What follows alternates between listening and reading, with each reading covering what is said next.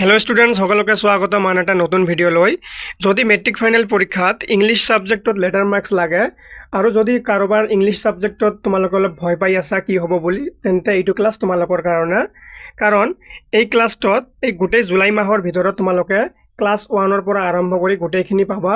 English গ্ৰামাৰৰ কিছুমান common topic জন্মৰৰ পৰা প্ৰত্যেকবাৰে প্ৰশ্ন আহে যেনেকৈ আজি আমি আলোচনা কৰিম ক্লাস 1ত টেন্স এই টেন্সৰ কিছুমান ৰুলছৰ লগত এক্সাম্পল থাকিব মই তলত তোমালোকক দেখাই দিছো এনেকৈ এটা এক্সাম্পল থাকিব আৰু এই এক্সাম্পলটোৰ বিষয়ে এটা কৰি ৰুলছ থাকিব অৰ্থাৎ তোমালোকে এইটো ক্লাছত যদি 10টা কোৱেশ্চন সলভ কৰা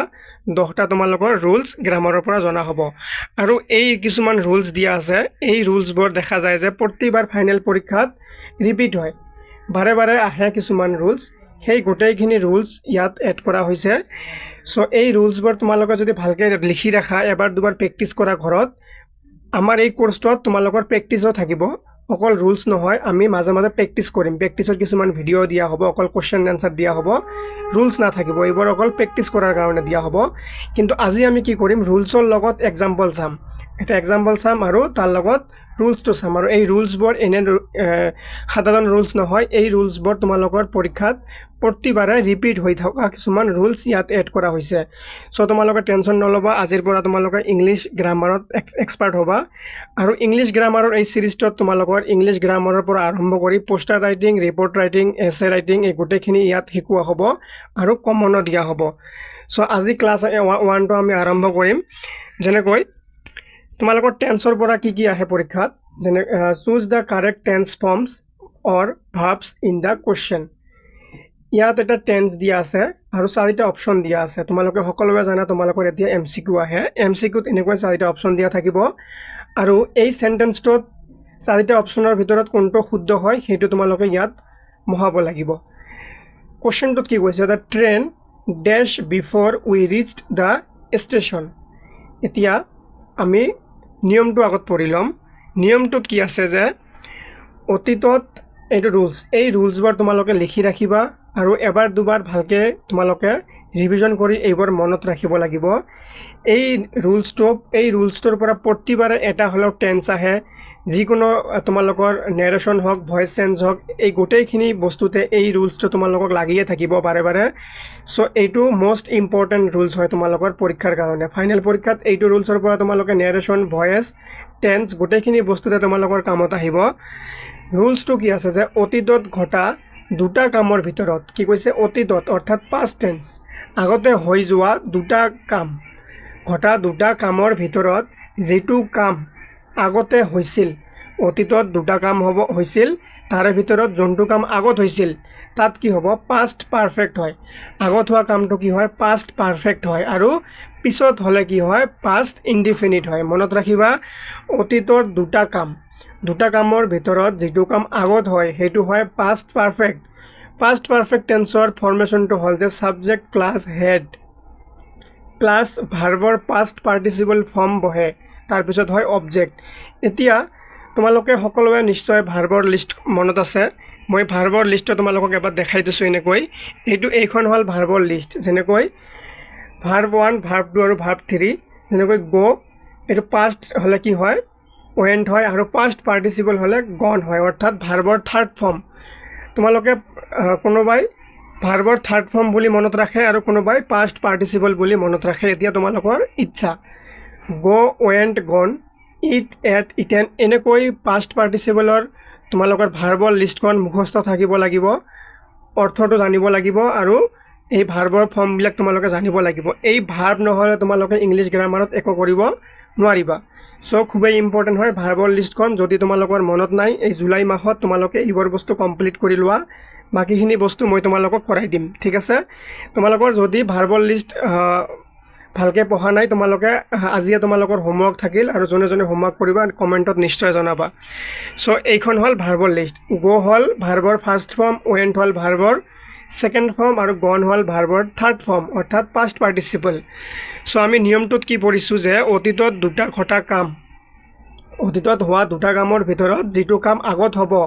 সেই কামটো হ'ব পাষ্ট পাৰফেক্ট টেন্সত আৰু পিছৰটো হ'ব পাষ্ট ইনডিফিনিট টেন্সত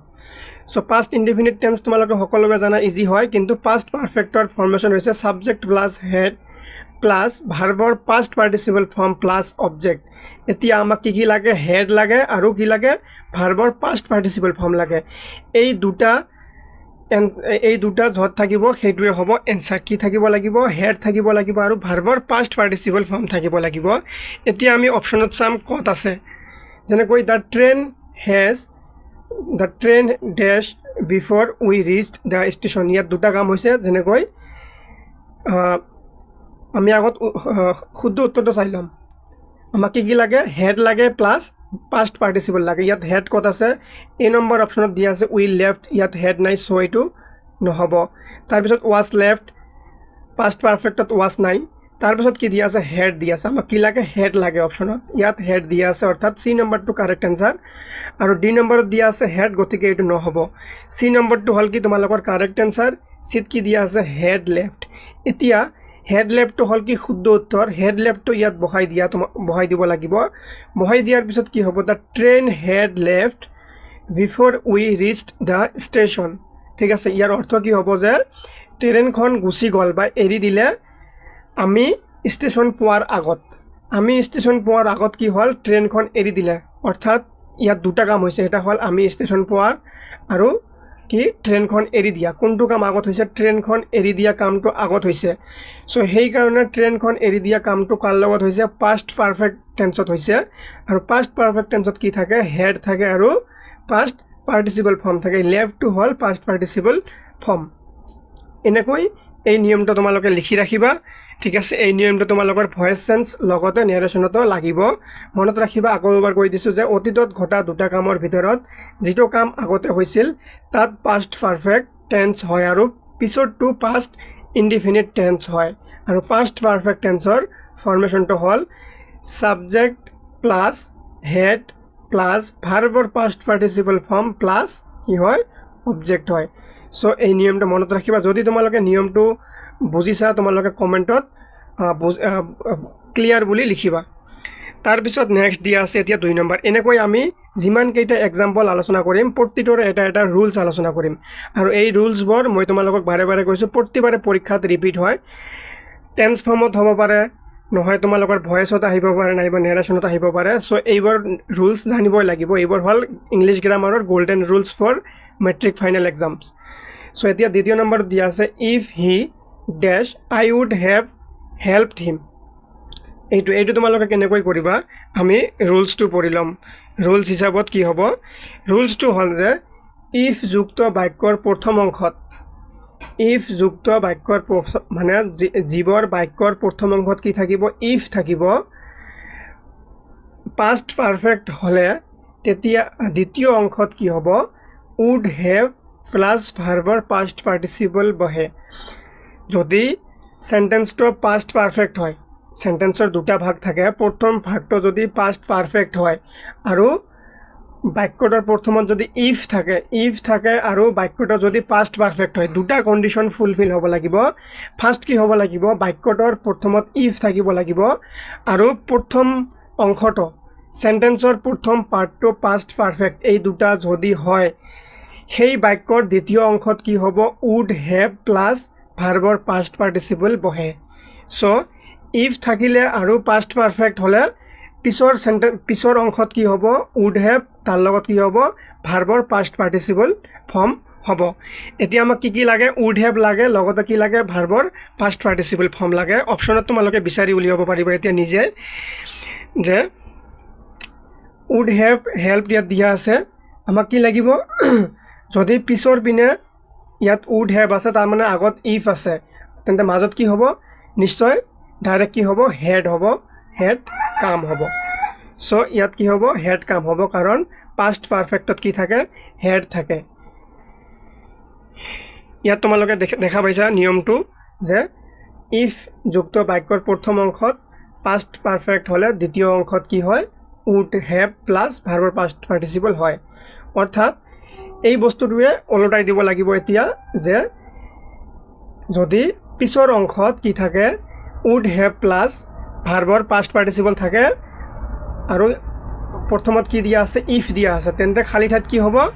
এই পাস্ট পারফেক্ট হ'ব পাস্ট পারফেক্ট হলে পাস্ট পাৰফেক্টৰ ফৰ্মেশ্যনটো কি সাবজেক্ট প্লাস হেড প্লাস ভাৰ্বৰ পাস্ট পাৰ্টিচিপল ফৰ্ম সো ইয়াত হেড ক'ত আছে ইয়াত হেড আছে ডি নম্বৰ অৰ্থাৎ ডি নম্বৰটো কাৰেক্ট অপশ্যন হ'ব if he had come I would have helped him ঠিক আছে ইয়াত তোমালোকে চোৱা নিয়মটো ফলো হৈছে উড হেভ তাৰপিছত কি আছে পাস্ট পাৰ্টিচিপল ফৰ্ম দিয়া আছে আৰু আগফালে কি দিয়া আছে ইফ আছে সেইকাৰণে ইয়াত কি হ'ব পাস্ট পাৰফেক্ট টেন্সৰ ব্যৱহাৰ হ'ব পাস্ট পারফেক্ট টেন্স ইয়াত দিয়া নাই ইয়াতো দিয়া নাই ইয়াতো দিয়া নাই ইয়াত অকল দিয়া আছে সেইকাৰণে ইয়াত কি হ'ব পাস্ট পাৰফেক্ট টেন্স ব্যৱহাৰ হ'ব এতিয়া 3 নম্বৰ এক্সাম্পল দ্য কুক ডেশ cooking food at this time টুমৰো কি কৈছে ৰুলছটো চাম at this time টুমৰো at this time টুমৰো উল্লেখ থাকিলে বাক্যটো ফিউচাৰ কণ্টিনিউয়াছ টেন্সত হয় এইবোৰ একদম সিধা নিয়ম ডাইৰেক্ট লিখা আছে তোমালোকে এইবোৰ লিখি ৰাখিবা যে এট দিস টাইম টুমৰো এই কথাটো যদি কোনো বাক্যত থাকে তেন্তে কি হয় বাক্যটো ফিউচাৰ কণ্টিনিউয়াছ টেন্সত হ'ব আৰু ফিউচাৰ কণ্টিনিউয়াছ টেন্সৰ ফৰ্মেশ্যন হ'ল subject plus shall or will be shall will be plus ভাৰ্বৰ লগত আইএনজি প্লাস অবজেক্ট মই ইয়াত শৰ্টকৈ লিখি দিছোঁ subject plus shall will plus be plus ভাৰ্বৰ লগত আইএনজি প্লাস অবজেক্ট হ'ব সো এতিয়া আমাক কি লাগে শ্যাল উইল থাকিব লাগিব বি থাকিব লাগিব ভাৰ্বৰ লগত আইএনজি থাকিব লাগিব অপশ্যন তোমালোকে দেখা ক'ত আছে শ্যাল উইল শ্যাল বি নাইবা উইল বি দ্য কুক কি হ'ব উইল বি হ'ব cooking food at this time টুমৰো অৰ্থাৎ এট দিস টাইম থাকিলে কি হ'ব ফিউচাৰ কণ্টিনিউয়াছ হ'ব ফিউচাৰ কণ্টিনিউয়াছ এইটো কৰিলে কি হ'ব দ্য কুক উইল বি তাৰপিছত আছে কি ভাৰ্ব এই ভাৰ্বৰ লগত আইএনজি ইয়াত দেখা পাইছে তোমালোকে আইএনজি আছে সো ইয়াত কি হ'ব উইল বি হ'ব কাৰেক্ট এনসাৰ তোমালোকে মনত ৰাখিবা এইবাৰ মনত ৰখা নিয়ম হয় এইবাৰ কোনো অপশ্যন নাই এট দিস টাইম টুমৰো থাকিলে কি হয় ফিউচাৰ কণ্টিনিউয়াছ টেন্স হয় আৰু ফিউচাৰ কণ্টিনিউয়াছ টেন্সৰ ফৰ্মেশ্যনটা মনত ৰাখিলে হৈ গ'ল এতিয়া এনেকৈ 4 নম্বৰত দিয়া আছে হাৰি আপ দ্য বাছ ডেশ হাৰি আপ দ্য বাছ ডেশ ৰুলছ কি কয় যে কোনো কাম তৎক্ষণাৎ হৈ থকা বুজালে প্ৰেজেন্ট কণ্টিনিউয়াছ টেন্স ব্যৱহাৰ হয় প্ৰেজেন্ট কণ্টিনিউয়াছ টেন্সৰ ফৰ্মেশ্যনটো হ'ল যে subject plus am is are plus ভাৰ্বৰ লগত আইএনজি প্লাস অবজেক্ট ঠিক আছে হাৰি আপ তৎক্ষণাৎ মানে সোনকালে কিবা এটা কাম কৰা বুজালে প্ৰেজেন্ট কণ্টিনিউয়াছ টেন্সত বা কৰা হয় বা ব্যৱহাৰ কৰা হয় সো হাৰি আপ মানে সোনকালে কৰা বুজাইছে দ্য বাছ কি হ'ব আমি যদি প্ৰেজেন্ট কণ্টিনিউয়াছ টেন্স কৰোঁ দ্য বাছ ইজ ৱেটিং হাৰি আপ দ্য বাছ ইজ ৱেটিং সোনকালে কৰা বাছখন ৰখি আছে এইটো হ'ল প্ৰেজেন্ট কণ্টিনিউয়াছ টেন্সত ঠিক আছে সেইকাৰণে হাৰি আপ থাকিলে কি হয় প্ৰেজেন্ট কণ্টিনিউয়াছ টেন্স ব্যৱহাৰ কৰা হয় প্ৰেজেন্ট কণ্টিনিউয়াছ টেন্সৰ সাবজেক্ট ফৰ্মেশ্যন এইটো হয় যদি তোমালোকে ৰুলছবোৰ বুজি আছা তোমালোকে যদি বুজি ভাল পাই আছা তোমালোকে কমেন্টত নিশ্চয় জনাবা আৰু তোমালোকক গ্ৰামাৰৰ কোনটো সেকশন লাগে কি লাগে তোমালোকে কমেন্ট কৰি জনাবা মই সেই হিচাপত ক্লাছবোৰ লৈ আহিম আৰু বুজি নাপালে কেনেকৈ তোমালোকে বুজিব সেইটো তোমালোকে সাজেষ্ট কৰি যাবা এতিয়া 5 নম্বৰত দিয়া আছে এন অনেষ্ট পাৰসন অলৱেজ ডেশ দ্য ট্ৰুথ কি কৈছে ইয়াত ৰুলছ কি কয় এইবোৰ ৰুলছ আছে গোটেইখিনি এই ৰুলছবোৰ আহিয়ে থাকে কোনো ধৰ্ম বা অব্যাহত সত্য প্ৰকাশ কৰিবলৈ প্ৰেজেন্ট ইনডেফিনিট টেন্স ব্যৱহাৰ হয় আৰু ইনডেফিনিট টেন্সৰ একেবাৰে ইজি হয় subject plus verb plus object আৰু কি এটা মনত ৰাখিব লাগে যে থাৰ্ড পাৰসন সিঙ্গুলাৰ নাম্বাৰ লগত এস বা ইএস যোগ হয় তোমালোকৰ যদি থাৰ্ড পাৰসন সিঙ্গুলাৰ নাম্বাৰৰ লগত এস বা ইএস কত কেনেকৈ যোগ হয় কত এস যোগ হয় কত ইএস যোগ হয় আৰু third person first person second person এইবোৰ যদি বুজি নোপোৱা তোমালোকে যদি এতিয়ালৈকে কৰা নাই তোমালোকে কমেন্টত জনাবা ইয়াৰ ওপৰত মই তোমালোকক ক্লাছ দিম ঠিক আছে এই নাম্বাৰৰ ওপৰত যেনেকৈ first person second person third person আৰু কোনবোৰ ওয়াৰ্ডত এস যোগ হ'ব আৰু কোনবোৰ ওয়াৰ্ডত ইএস যোগ হয় এই নিয়মবোৰ তোমালোকক মই যদি তোমালোকে নজনা যদি ক্লাছ লাগে তোমালোকে কমেন্টত জনাবা মই তোমালোকক ইয়াৰ ওপৰত এটা ক্লাছ আনিম এতিয়া কি কৈছে কোনো ধৰ্ম বা কোনো অব্যাহত সত্য প্ৰকাশ কৰি কোনো অব্যাহত কাম বা কোনো সত্য প্ৰকাশ কৰিবলৈ কি কৰা হয় প্ৰেজেন্ট ইনডিফিনিট টেন্স ব্যৱহাৰ কৰা হয় সো এই টেন্সত যদি আমি প্ৰেজেন্ট ইনডিফিনিট টেন্স ব্যৱহাৰ কৰোঁ এন অনেষ্ট পাৰসন মানে এজন ভাল মানুহ কি হয় সদায় কি কয় সঁচা কথা কয় এই অলৱেজ মানে কি এটা অব্যাহত কাম বুজাইছে এই অব্যাহত বা কোনো বস্তু বুজাবলৈ বা সদায় বা কিবা এটা চিৰন্তন সত্য বুজাবলৈ প্ৰেজেন্ট ইনডিফিনিট টেন্স ব্যৱহাৰ কৰা হয় প্ৰেজেন্ট ইনডিফিনিট টেন্স ইয়াত ব্যৱহাৰ কৰিলে কি হ'ব এন অনেষ্ট পাৰসন অলৱেজ কি হ'ব টেলছ হ'ব টেলছ দ্য ট্ৰুথ টেলছ কিয় হৈছে অকল টেল কিয় হোৱা নাই কাৰণ এন অনেষ্ট পাৰ্চনটো হ'ল এটা থাৰ্ড পাৰ্চন ছিংগুলাৰ নাম্বাৰ আৰু থাৰ্ড পাৰ্চন ছিংগুলাৰ নাম্বাৰৰ লগত কি হয় এছ বা ই এছ যোগ হয় চ' ইয়াত এছ যোগ আছে সেইকাৰণে বিটো কাৰেক্ট অপশ্যন হ'ব যে an honest person always tells the truth ইয়াৰ অৰ্থ হ'ল এজন ভাল ব্যক্তিয়ে সদায় সত্য কথা কয় ঠিক আছে ইয়াত সদায় এই সদায় শব্দটো থকাৰ কাৰণে অলৱেজ থাকিলে কি হয় প্ৰেজেণ্ট ইনডিফিনিট টেন্স ব্যৱহাৰ কৰা হয় তোমালোকে এনেকৈও মনত ৰাখিব পাৰিবা মই তোমালোকক বাৰে বাৰে কৈছোঁ তোমালোকে যদি এই ৰুলছবোৰ মই বুজাই দিয়ে হিচাপত তোমালোকে বুজি আছা তোমালোকে কমেণ্টত জনাবা ক্লিয়াৰ বুলি জনাবা তাৰপিছত এতিয়া 6 নম্বৰত এটা দিয়া আছে if he had invited me comma I dash to the party এতিয়া ৰুলছ আছে ইফ যুক্ত বাক্যত হেড কি হয় হেড প্লাছ পাষ্ট পাৰ্টিচিপল থাকিলে মই কি কৈছোঁ ইফ যুক্ত বাক্যত এই নিয়মটা আমি আগতে পঢ়িছিলোঁ এবাৰ যে ইফ যুক্ত বাক্যত যদি হেড প্লাছ পাষ্ট পাৰ্টিচিপল থাকে আনটো কি হ'ব আনটো অংশত কি হ'ব would have plus past participle হ'বই এই ছেইম নিয়মটা আমি ওপৰতে এবাৰ পঢ়ি আহিছোঁ ইয়াত কি আছে ইফ আছে তাৰপিছত কি আছে হেড আছে হেডৰ কথা কোৱা আছে তাৰপিছত পাষ্ট পাৰ্টিচিপল ফৰ্ম আছে ইনভাইটেড এইটো হ'ল কি past participle invited past participle আছে তেন্তে কি আছে ইয়াত হেডো আছে আৰু পাষ্ট পাৰ্টিচিপলো আছে এইখিনি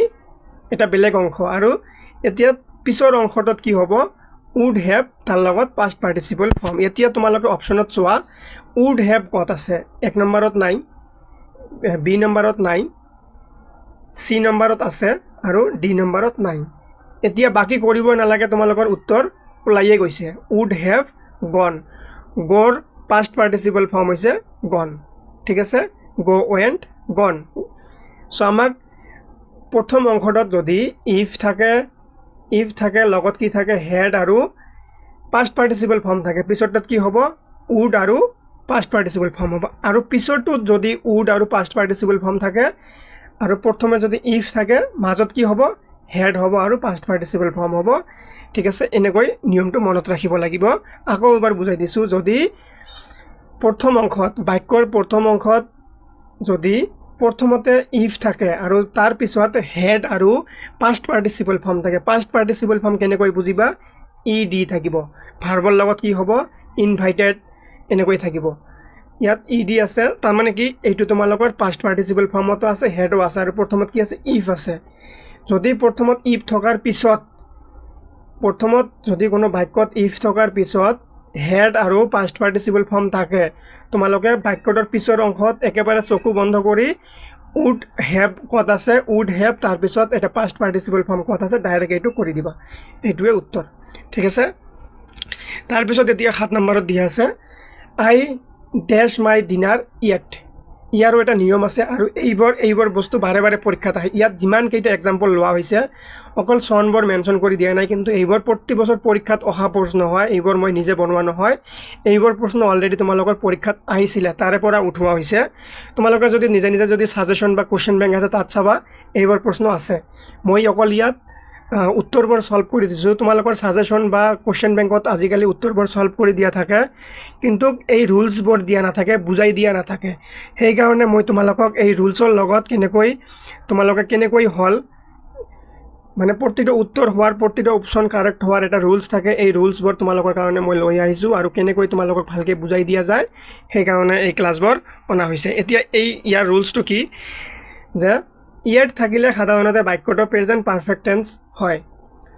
এতিয়া প্ৰেজেণ্ট পাৰফেক্ট টেন্স হয় তোমালোকে এইটো কৰিব গ'লে তোমালোকক প্ৰেজেণ্ট পাৰফেক্ট টেন্সৰ ফৰ্মেশ্যনটো বা ফৰ্মুলাটো মনত ৰাখিব লাগিব যে subject plus have has plus ভাৰ্বৰ past participle form plus object ঠিক আছে এইবোৰ তোমালোকে লিখি ৰাখিব লাগিব 2 এবাৰ ৰিডিং পঢ়িব লাগিব এইটো হ'ল তোমালোকৰ জুলাই মাহ ক্লাছ 10ৰ বা অৰ্থাৎ যোনবোৰ ষ্টুডেণ্টছ এইবাৰ ফাইনেল ইয়াৰৰ ষ্টুডেণ্টছ হয় তোমালোকৰ কাৰণে জুলাই মাহ বুলি একো কথা নাই তোমালোকে এই মাহটো হ'ল তোমালোকৰ ৰিভিজনৰ মাহ আৰু যিমানবোৰ তোমালোকৰ কমজোৰি আছে যোনবোৰ ছাবজেক্টত তোমালোকৰ প্ৰব্লেম আছে সেইবোৰ ছাবজেক্টৰ প্ৰব্লেম এইটো মাহত তোমালোকে মেকআপ কৰিব পাৰিবা আৰু বাৰে বাৰে ৰিভিজন কৰিব লাগিব চ' তোমালোকে এই ৰুলছবোৰ লিখি যদি এবাৰ ভালকৈ মনত ৰাখিব পাৰা ইংলিছ ছাবজেক্টত তোমালোকে 100% ভাল ৰিজাল্ট কৰিব পাৰিবা আৰু টেক্সচুৱেল কমন কুৱেশ্যন এনচাৰ মই আলোচনা কৰিম লগতে তোমালোকৰ পোষ্টাৰ ৰাইটিং তাৰপিছত তোমালোকৰ এছে ৰাইটিং লেটাৰ ৰাইটিং এই গোটেইখিনি বস্তু ষ্টৰি ৰাইটিং এই গোটেইবোৰ বস্তু বহুত ভালকৈ আলোচনা কৰা হ'ব with previous year question answer ঠিক আছে চ' আমি এই ৰুলছটো কি পঢ়িলোঁ যে ইয়াত থাকিলে সাধাৰণতে বাক্যটো প্ৰেজেণ্ট পাৰফেক্ট টেন্স হয় প্ৰেজেণ্ট পাৰফেক্ট টেন্সৰ ফৰ্মুলাটো কি হয় subject plus have has plus ভাৰ্বৰ past participle form plus object ঠিক আছে এতিয়া আমি কি কৰিব লাগে এই ফৰ্মুলাটো ইয়াত ফুলফিল কৰিব লাগে যদি আমি ইয়াত ফুলফিল কৰোঁ ছাবজেক্ট প্লাছ হেভ আৰু হেজ আছে ঠিক আছে চ' ইয়াত কি হ'ব ডিড আছে এইটো নহ'ব বিড ডিড আছে এইটো নহ'ব আৰু ডিড হেড আছে এইটোও নহ'ব কোনটো নহয় তোমালোকে যদি অপশ্যনত কাটি এলিমিনেট কৰি দিয়া তথাপিও উত্তৰটো ওলাই গ'ল কাৰণ তোমালোকৰ এই ফৰ্মুলাটোত এইটো যে আছে তোমালোকৰ পাষ্ট পাৰ্টিচিপলত তোমালোকৰ কি নাই তোমালোকৰ হেডটো নাই চ' হেড নহ'ব ডিড নহ'ব ডিড নহ'ব ডাইৰেক্ট কি হ'ব হেভ নট টেকেন হ'ব আই হেভ নট খালি ঠাইত কি হ'ব I have not taken my dinner ইয়াত থাকিলে কি হ'ব তোমালোকৰ পাষ্ট পাৰ্টিচিপল হ'ব তাৰপিছত নেক্সট দিয়া আছে 8 নম্বৰ প্ৰশ্নত মাই পকেট পিক জাষ্ট নাও ইয়াত ব্ৰেকেটত দিয়াটো শুদ্ধ কৰিব লাগে পিক ইয়াত দিয়া আছে ইয়াৰ ৰুলছটো হ'ল যে জাষ্ট নাও থাকিলে কামটো সম্পূৰ্ণ হোৱা বুজায় গতিকে প্ৰেজেণ্ট পাৰফেক্ট টেন্স হয় যেনেকৈ হেজ হেভ প্লাছ ভাৰ্বৰ পাষ্ট পাৰ্টিচিপল ফৰ্ম হয় ব্যৱহাৰ হয় ঠিক আছে চ' ইয়াত কি হ'ব জাষ্ট নাও থাকিলে প্ৰেজেণ্ট পাৰফেক্ট হয় প্ৰেজেণ্ট পাৰফেক্ট থাকিলে হেভ এজ থাকিব লাগিব ইয়াত ইজ আছে এইটো কাটি দিয়া তাৰপিছত ইয়াত কি আছে তোমালোকত এই পিকড আছে ইয়াতো পিকড আছে চ' ইয়াৰ এই ইজটো কাটি দিয়া ইয়াৰ শুদ্ধ উত্তৰ হ'ব এইটো চিটো হ'ব correct answer has been my pocket has been picked just now ঠিক আছে তাৰপিছত নেক্সট দিয়া আছে যে the rubbish van came again in the afternoon tomorrow rules কি আছে ভৱিষ্যতে কোনো নিশ্চিত কাম বুজাবলৈ ফিউচাৰ ইনডিফিনিট টেন্স ব্যৱহাৰ হয় ভৱিষ্যতত কোনো কাম হ'ব এইটো নিশ্চিতকৈ বুজালে কি হয় ফিউচাৰ ইনডিফিনিট টেন্স হয় চ' ইয়াত ফিউচাৰ ইনডিফিনিট টেন্সৰ ফৰ্মুলাটো হ'ল ছাবজেক্ট প্লাছ উইল নাইবা শ্বেল তাৰপিছত plus verb plus object so' the rubbish ভেনৰ লগত কি ব্যৱহাৰ হ'ব উইল হ'ব ইয়াত উইল ক'ত আছে অকল বি নম্বৰত আছে উইল চ' ইয়াত এইটোও নহ'ব এইটো হ'ল correct answer the rubbish van will come again in the afternoon tomorrow হৈছে অহাকালি আৰু আফটাৰনুন অহাকালিৰ কথা নিৰ্দিষ্টকৈ কোৱা হৈছে আফটাৰনুনটো নিৰ্দিষ্টকৈ কোৱা হৈছে সেইকাৰণে কি হৈছে এইটো ফিউচাৰ ইনডিফিনিট টেন্সত হৈছে এতিয়া 10 নম্বৰ প্ৰশ্ন identify the correct tense of the following sentence তলৰ চেণ্টেন্সটোত কি কৰিব লাগে কাৰেক্ট টেন্স ফৰ্ম আইডেণ্টিফাই কৰিব লাগে অপশ্যনত কি দিয়া আছে বা ৰুলছত কি দিয়া আছে ৰুলছ আছে যে অতীতৰ কোনো নিৰ্দিষ্ট সময় বুজাবলৈ যেনে এগ' পাষ্ট ইনডিফিনিট হয় অতীতৰ কোনো কাম নিৰ্দিষ্টকৈ বুজাবলৈ গ'লে কি হয় পাষ্ট ইনডিফিনিট ব্যৱহাৰ হয় পাষ্ট ইনডিফিনিটৰ ৰুলছ কি ছাবজেক্ট প্লাছ ভাৰ্বৰ ছেকেণ্ড ফৰ্ম প্লাছ অবজেক্ট ঠিক আছে এতিয়া এইটো ভাৰ্বৰ ছেকেণ্ড ফৰ্ম কৰিলে কি হ'ব আই হেড মাই ডিনাৰ এগ' চ' ইয়াৰ শুদ্ধ উত্তৰ হ'ব যে ইয়াত কি দিয়া আছে এইটো পাষ্ট ইনডিফিনিট টেন্স হয় ইয়াত তোমালোকে টেন্সটো এইটো কোন টেন্সৰ চেণ্টেন্স হয় এইটো তোমালোকক উলিয়াব দিছে চ' অপশ্যন 1ত দিয়া আছে পাষ্ট ইনডিফিনিট টেন্স অপশ্যন বিত দিয়া আছে পাষ্ট পাৰফেক্ট অপশ্যন চিত দিয়া আছে প্ৰেজেণ্ট পাৰফেক্ট টেন্স আৰু অপশ্যন ডিত দিয়া আছে পাষ্ট প্ৰগ্ৰেছিভ টেন্স চ' ইয়াৰ শুদ্ধ উত্তৰ হ'ব এইটো হয় পাষ্ট ইনডিফিনিট টেন্স চ' আজিৰ কাৰণে এইখিনিয়ে আৰু আমি এনেকৈ ক্লাছ 2 ক্লাছ 3 এনেকৈ এই জুলাই মাহৰ ভিতৰত তোমালোকৰ সম্পূৰ্ণ কৰা হ'ব ইংলিছ গ্ৰামাৰৰ ক্লাছ আৰু সম্পূৰ্ণ হওঁতে তোমালোকে গম পাবা তোমালোকে নিজকে কিমানখিনি ইম্প্ৰুভ কৰিব পাৰিছা তোমালোকে ক্লাছবোৰ বুজি পালে কমেণ্ট কৰি নিশ্চয় জনাবা